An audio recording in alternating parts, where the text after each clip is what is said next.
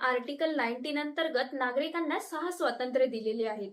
बोलण्याचे आणि स्वतःचे मत मांडण्याचे स्वातंत्र्य, शांततेने सभा घेण्याचे स्वातंत्र्य, संघटना किंवा संघ बनवण्याचे स्वातंत्र्य, भारतात कुठेही फिरण्याचे स्वातंत्र्य किंवा भारतामध्ये कुठेही राहण्याचे स्वातंत्र्य, कोणताही व्यवसाय, व्यापार किंवा नोकरी करण्याचे स्वातंत्र्य. उदाहरणार्थ, आपण सोशल मीडियावर आपली मते मांडतो किंवा शांततेने मोर्चा काढतो, आंदोलन करतो, तसेच कोणताही व्यापार सुरू करतो किंवा नोकरी बदलतो. हे सर्व आर्टिकल 19 मुळे शक्य झालं आहे.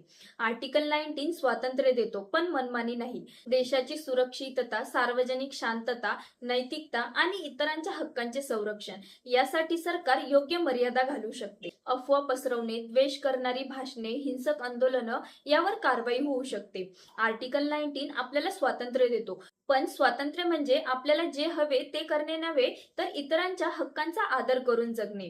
कसा वाटला व्हिडिओ कमेंट करून नक्की सांगा. व्हिडिओ आवडला असल्यास लाईक आणि शेअर करा. आणि जर असेच अपडेट डेली हवे असतील तर माझ्या चॅनलला फॉलो आणि सबस्क्राईब नक्की करा.